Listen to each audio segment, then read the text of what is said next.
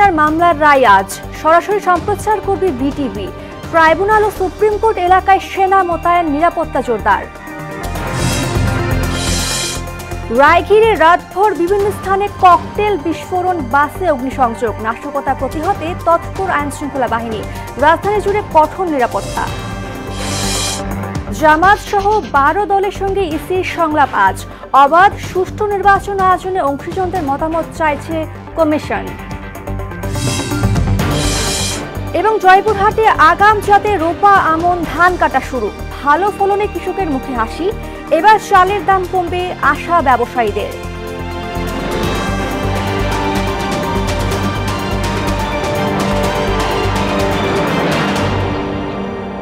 আসসালামু আলাইকুম সবাইকে, মোহনা সংবাদে স্বাগত। শুনছিলেন শিরোনাম, পুরো সংবাদের সঙ্গে আছে আমি আনিকা সুলতানা। জুলাই আগস্টে সংগঠিত মানবতা বিরোধী অপরাধ মামলায় হাসিনা, কামাল, গংদের বিরুদ্ধে রায় ঘোষণা আজ সকাল 11টা থেকে শুরু হবে ট্রাইব্যুনালের কার্যক্রম। হাসিনা সহ 3 আসামির বিরুদ্ধে মামলার রায় ঘোষণা বাংলাদেশ টেলিভিশন সহ ট্রাইব্যুনালের অফিসিয়াল পেজ এবং সংস্কৃতি মন্ত্রণালয়ের উদ্যোগে বিভিন্ন স্থানে বড় স্ক্রিনে প্রদর্শন করা হবে। রায় ঘোষণাকে কেন্দ্র করে পুরো ট্রাইব্যুনাল এলাকা নিরাপত্তার চাদরে ঢেকে ফেলা হয়েছে। ট্রাইব্যুনাল ও সুপ্রিম কোর্ট এলাকায় সেনা মোতায়েন করা হয়েছে, পাশাপাশি রাখা হয়েছে আইনশৃঙ্খলা বাহিনীর বিপুল সদস্য। আন্তর্জাতিক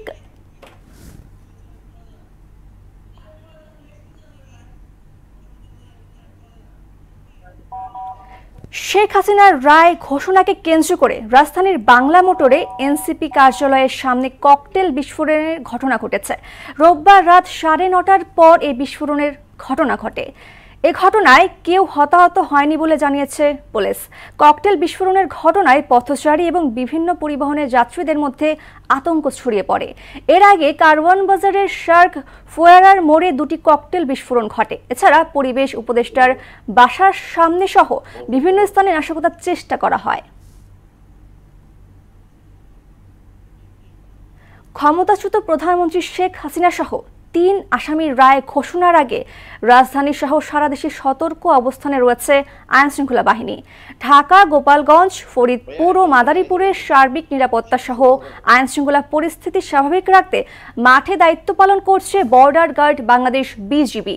এছাড়া রাজধানীর বিভিন্ন স্পটে নিরাপত্তা চৌকি বসিয়ে তল্লাশি করছে পুলিশ। শেখ হাসিনার মামলায় রায় ঘিরে আইন শৃঙ্খলা বাহিনী তৎপরতা জানাতে রাজধানীর বিজয় সরণি থেকে যুক্ত হচ্ছেন সহকর্মী তানজিদ ভুঁইয়া। তানজিদ, হাইকোর্ট এলাকার সামনে এই মুহূর্তে চিত্র জানাবেন।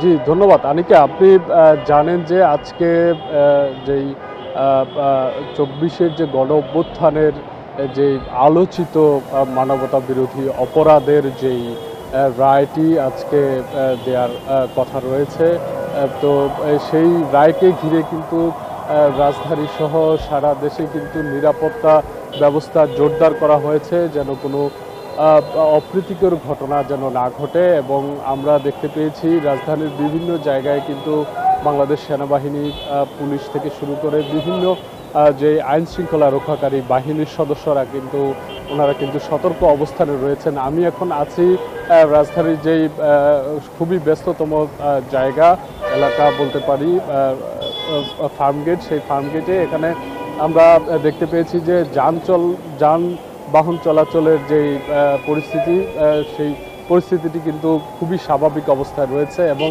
আমরা রাজধানীর বিভিন্ন এলাকা ঘুরে যেটি দেখতে পেয়েছি, রাজধানীর মিরপুর 10, কাজীপাড়া, শেরাপাড়া থেকে শুরু করে আগারগা, তালতলা থেকে শুরু করে রাজধানীর ফার্মগেট এবং বিজয় সরণি, সব জায়গায় কিন্তু মানুষের মধ্যে যে স্বস্তি বিরাজ করছে এবং যানবাহনের যে স্বাভাবিক চলাচল সেটি কিন্তু আমরা দেখতে পেয়েছি। অফিসগামী মানুষের, আপনি জানেন যে এই সময়টি অফিসগামী মানুষের কিন্তু চলাচল খুব বেশি থাকে এবং চাপ থাকে, এবং বিভিন্ন স্কুল কলেজের শিক্ষার্থীরা কিন্তু এই সময়ে তাদের গন্তব্যে যান। তো তাদের সাথেও আমরা কথা বলে দেখেছি যে তারা খুব স্বস্তিতে আছেন এবং সারা রাজধানী জুড়ে পুরো রাজধানী জুড়েই যে আইন শৃঙ্খলা রক্ষাকারী বাহিনীর যে সতর্ক অবস্থান সেটি আমরা দেখতে পেয়েছি। তার ফলেই কিন্তু সাধারণ মানুষের মধ্যে খুবই স্বাভাবিক এবং স্বস্তি বিরাজ করছে সেটি আমরা দেখতে পেয়েছি। আমরা এখন এই ফার্মগেট এলাকায় এসেও আমরা আইন শৃঙ্খলা রক্ষাকারী বাহিনীর খুবই তৎপর এবং সতর্ক অবস্থান আমরা দেখতে পেয়েছি। বিভিন্ন সতর্ক অবস্থান এবং পুলিশের সহ বাংলাদেশ সেনাবাহিনীর সহ বিজিবি সহ বিভিন্ন আইন শৃঙ্খলা রক্ষাকারী বাহিনীর সদস্যরা কিন্তু এই রাজধানীর বিভিন্ন গুরুত্বপূর্ণ যেই জায়গাগুলো রয়েছে সেখানে কিন্তু ওনারা সতর্ক অবস্থানে রয়েছেন। তো আমরা বলতে পারি যে সাধারণ মানুষের যে চলাফেরা এবং সাধারণ মানুষের যে অফিসে যাওয়া থেকে শুরু করে তাদের যে কর্মস্থলে যাওয়া থেকে শুরু করে তাদের যে মনের যে স্বস্তি এবং স্বাভাবিক চলাচল সেটি কিন্তু আমরা এখন পর্যন্ত বিভিন্ন এলাকা ঘুরে কিন্তু সেটি দেখতে পেয়েছি। আজকে আপনি জানেন যে যেই সদ্য আওয়ামী লীগের যে কার্যক্রম নিষিদ্ধ আওয়ামী লীগের যেই অবস্থান এবং 16 এবং 17 তারিখ আজকে কমপ্লিট শাটডাউনের যে কর্মসূচি দেয়া ছিল এই আজকের রায়কে ঘিরে সেই রায় কিন্তু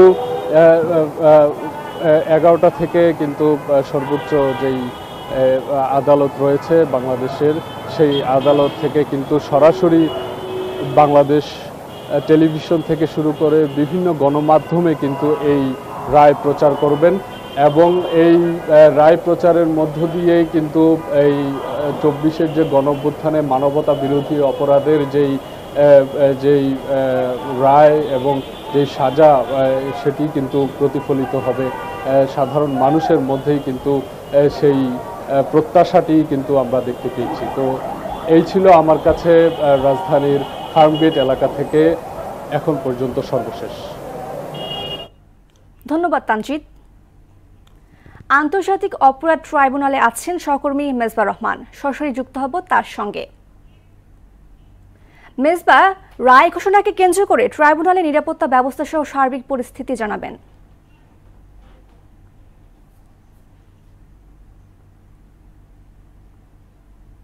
বলছিলেন আজ সেই ঐতিহাসিক দিন, অর্থাৎ গত বছরের যে ছাত্র আন্দোলন হয় এবং সেই ছাত্র আন্দোলনের পর গণ-অভ্যুত্থানে ছাত্র আন্দোলনের পরে নির্বিশেষে গুলি সহ সুনির্দিষ্ট 5টি অভিযোগে কিন্তু শেখ হাসিনা তার সরকারের সাবেক স্বরাষ্ট্রমন্ত্রী আসাদুজ্জামান কামাল এবং আইজিপির বিরুদ্ধে মানবতা বিরোধী অপরাধের দায়িত্বে মামলা করা হয়। সেই মামলা রায় ঘোষণার তারিখ আজ, এবং আমি দেখাচ্ছিলাম যে আমি এই মুহূর্তে রয়েছে আন্তর্জাতিক অপরাধ ট্রাইব্যুনালে এবং ঠিক কিছু সময় পরে কিন্তু সেই রায় কার্যকর হবে এবং এই রায় কার্যকর ঘিরে কিন্তু আন্তর্জাতিক অপরাধ ট্রাইব্যুনাল এই এলাকায় কিন্তু বেশ নিরাপত্তা ব্যবস্থা বাড়ানো হয়েছে। আমরা দেখছি যে এপিবিএন, র্যাব, সেনাবাহিনী, পুলিশ, সাদা পোশাক সহ বেশ নিরাপত্তা বেষ্টনীর মধ্য দিয়ে কিন্তু এই ট্রাইব্যুনাল এলাকাকে ঘিরে রাখা হয়েছে। আমি একটু আপনাকে জানিয়ে রাখি 2024 সালের 5 আগস্ট আওয়ামী লীগ সরকার পতনের পর পুনর্গঠিত আন্তর্জাতিক অপরাধ ট্রাইব্যুনালে জুলাই গণঅভ্যুত্থানের সময় মানবতা বিরোধী অপরাধের ঘটনায় প্রথম মামলা হয় ক্ষমতাচ্যুত প্রধানমন্ত্রী শেখ হাসিনার বিরুদ্ধে।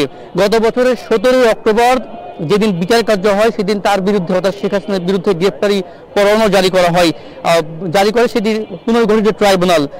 এই মামলায় কিন্তু প্রথমে যে মিসকেস বা বিবিধ বলি সেটি কিন্তু শেখ হাসিনা শুধু একমাত্র আসামি ছিলেন এবং পরবর্তীতে কিন্তু তার সরকারের সাবেক স্বরাষ্ট্রমন্ত্রী আসাদুজ্জামান কামাল এবং পুলিশের সাবেক আইজিপি আব্দুল্লাহ আল মামুনকে কিন্তু এই মামলায় আসামি করা হয়।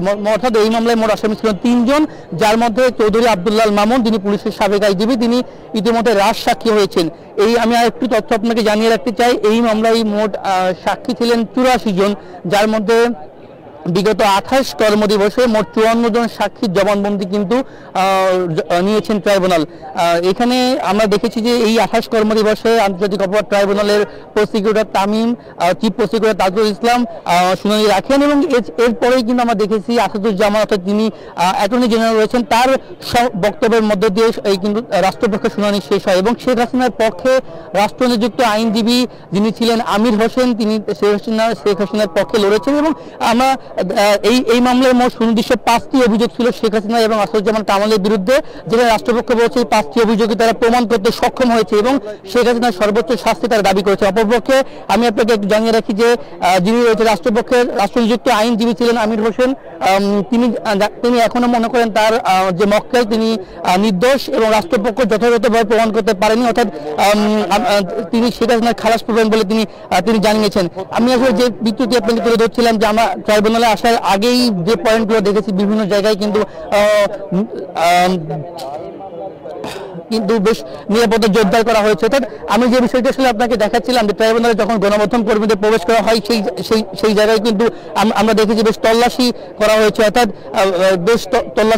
অর্থাৎ কিছু সময় পরে ধারণা করা হচ্ছে 11টার সময় কিন্তু আন্তর্জাতিক অপরাধ ট্রাইব্যুনাল 1 শুরু হবে, যদি চেয়ারম্যান গোলাম মুর্তজা মজুমদার নেতৃত্বাধীন, এবং এই বিচারের মধ্য দিয়েই কিন্তু গোটা দেশবাসী অপেক্ষা করছে যে একটি 1400 মানুষ নিহত এবং প্রায় 30,000-এর বেশি মানুষ আহত সেই মানবতা বিরোধী অপরাধের মামলায় শেখ হাসিনা বিচারের রায় অপেক্ষা কিন্তু এখানে গোটা ট্রাইব্যুনাল আশেপাশে এলাকায় দেশের সকল জনগণের অপেক্ষা করছে। এই ছিল আমাকে ট্রাইব্যুনাল থেকে সবশেষ।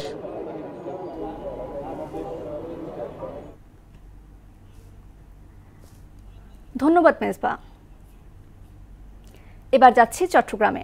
শেখ হাসিনার রায় ঘিরে সেখানকার আইন শৃঙ্খলা পরিস্থিতি জানাবেন সহকর্মী রিয়াজ উদ্দিন। রিয়াজ, চট্টগ্রামের নিরাপত্তা ব্যবস্থা কেমন দেখছেন?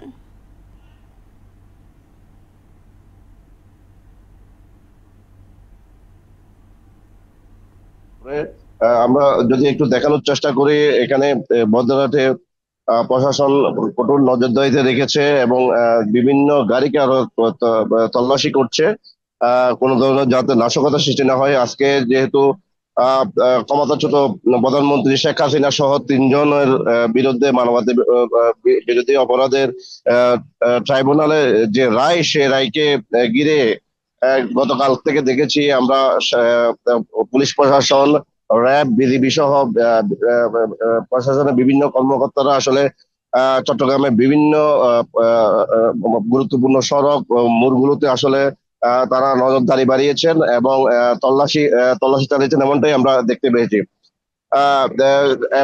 গতকালকে রাতের ছোট একটা ককটেল বিস্ফোরণের কথা বলা হলো, আসলে সেটা আতশবাজি বা পটকা বলে প্রশাসনের পক্ষ থেকে জানানো হয়েছে এবং 2 নম্বর গেট, বদ্রঘাট, মুরাদপুর, জিসি এবং বন্দরের বিভিন্ন গুরুত্বপূর্ণ এরিয়ায় আসলে নজরদারি বাড়ানো হয়েছে।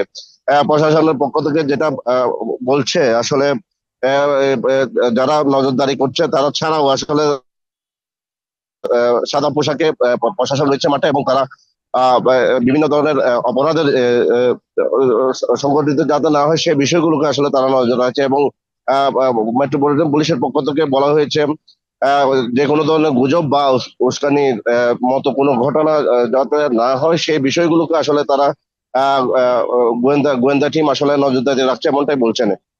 পাশাপাশি বলে রাখি, এই যে চট্টগ্রাম মেট্রোপলিটন পুলিশ এবং জেলা পুলিশ সবাই সমন্বিতভাবে কাজ করছেন যাতে রায়ের ঘোষণার আগে এবং পরে যাতে কোনো ধরনের অপ্রীতিকর কোনো ধরনের ঘটনা যাতে চট্টগ্রামে না হয় সেই বিষয়টা তারা নজর রাখছেন, এমনটাই আসলে আমাদেরকে জানিয়েছেন। এই ছিল বদ্রঘাট থেকে আমার কাছে সর্বশেষ। আনিকা। রিয়াজ, ধন্যবাদ আপনাকে। হাসিনা কামালের বিরুদ্ধে ট্রাইব্যুনালের দেয়া রায় যে কোনো মূল্যে কার্যকর করা হবে বলে জানালেন স্বরাষ্ট্র উপদেষ্টা জাহাঙ্গীর আলম চৌধুরী।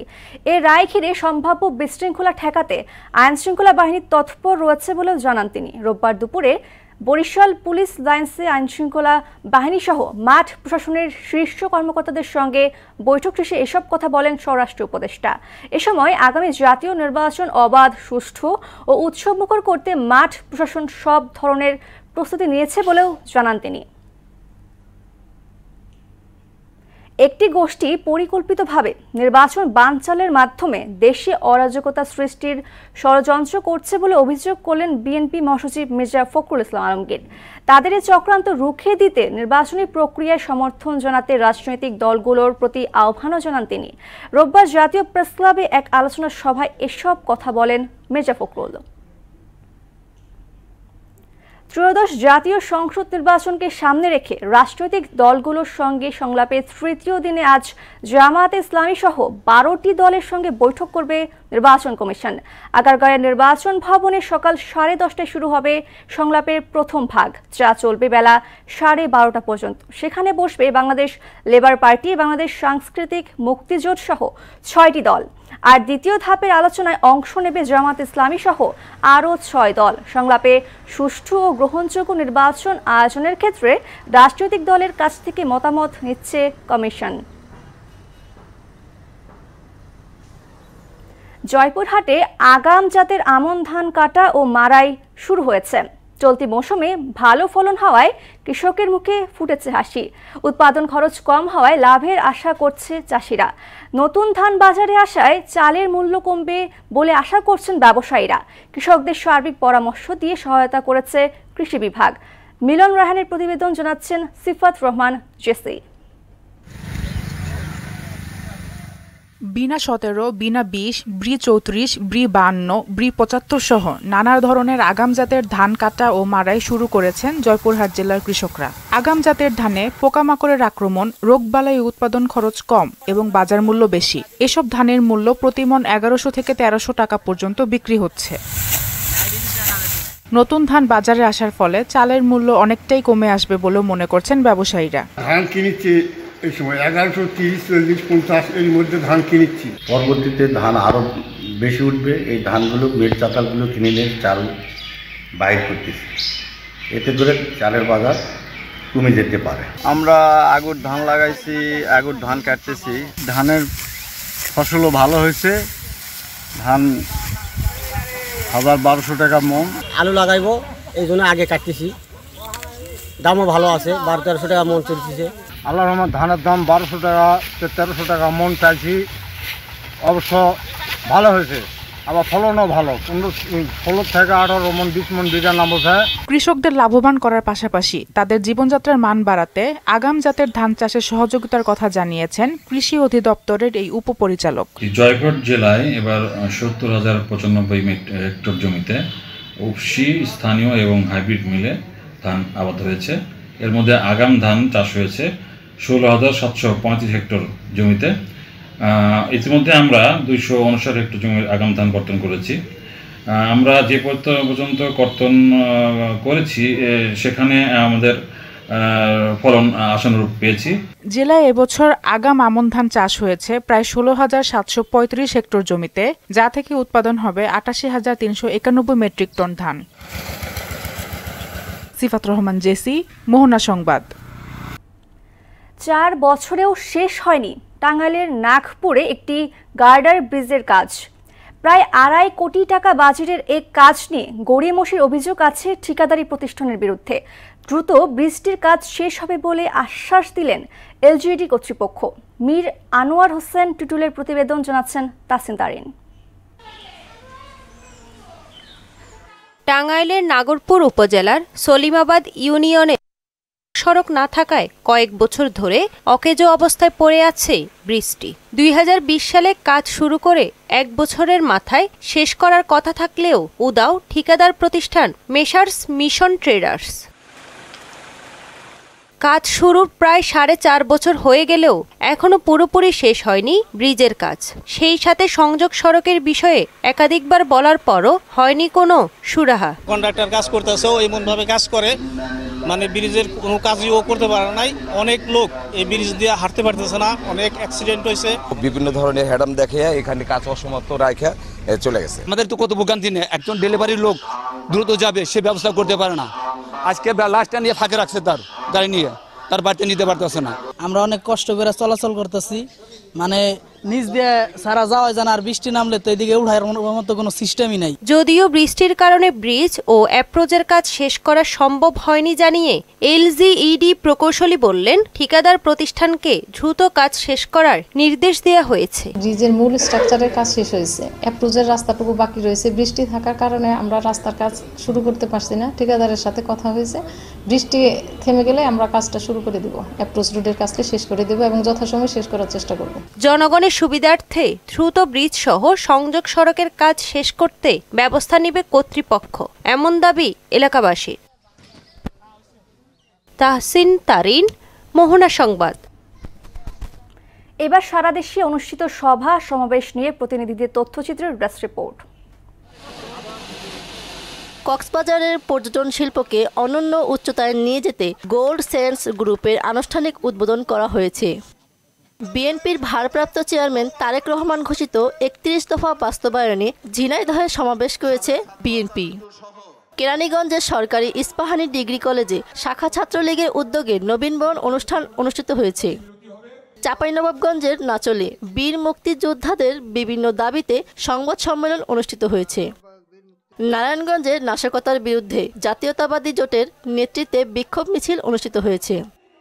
খুলনায় একটি বাড়ি একটি গাছ সবুজায়নের অঙ্গীকারকে সামনে রেখে বৃক্ষরোপণ কর্মসূচি অনুষ্ঠিত হয়েছে। ভোলা ৩ আসনে বিএনপি থেকে মনোনীত প্রার্থী হাফিজ উদ্দিন আহমেদকে গণসংবর্ধনা দিয়েছেন উপজেলা বিএনপি।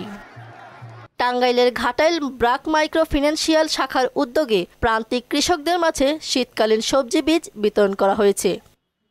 সাতক্ষীরায় মানব সম্পদ উন্নয়ন ও নিরাপদ অভিবাসন প্রেক্ষিত জাপান শীর্ষক মতবিনিময় সভা অনুষ্ঠিত হয়েছে।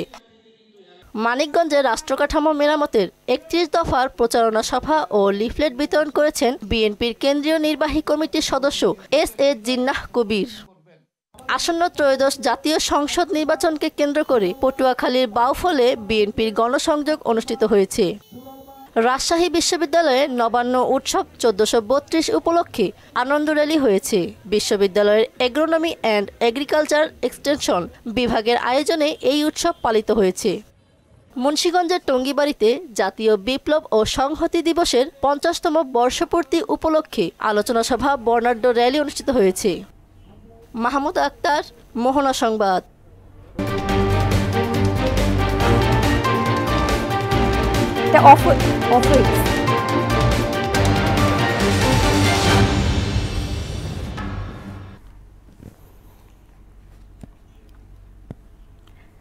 প্রথম আলো।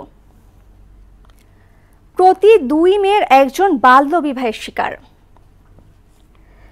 ককটেল নিক্ষেপ ও গাড়িতে আগুন দিলে গুলির নির্দেশ। জুলাই হত্যাকাণ্ডের মামলায় ট্রাইব্যুনালের প্রথম রায় আজ। দৈনিক ইত্তেফাক। ঢাকায় ২ বাসে আগুন, ৫ স্থানে ককটেল বিস্ফোরণ। জুলাই সনদে ফর্মুলা, যেভাবে গঠিত হবে তত্ত্বাবধায়ক সরকার। শেখ হাসিনার মামলায় রায় আজ, সবার দৃষ্টি ট্রাইব্যুনালের দিকে।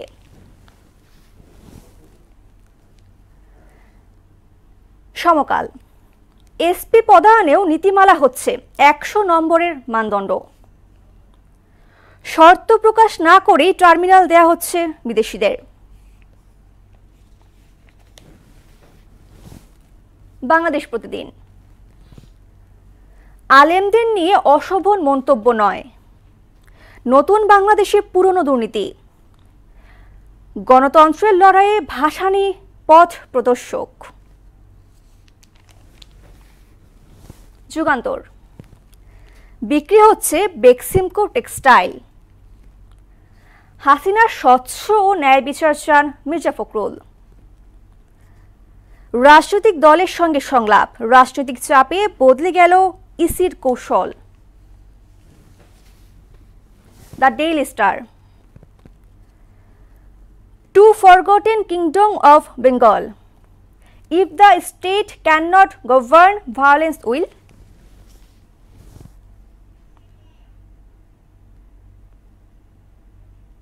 এ ছিল সংবাদপত্রের গুরুত্বপূর্ণ শিরোনাম। শেষ করব মোহনা সংবাদ, যাবার আগে শিরোনামগুলো আরও একবার।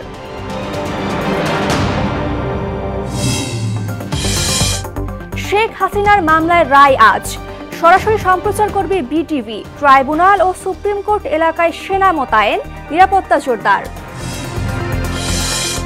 রায় ঘিরে রাতভর বিভিন্ন স্থানে ককটেল বিস্ফোরণ, বাসে অগ্নিসংযোগ।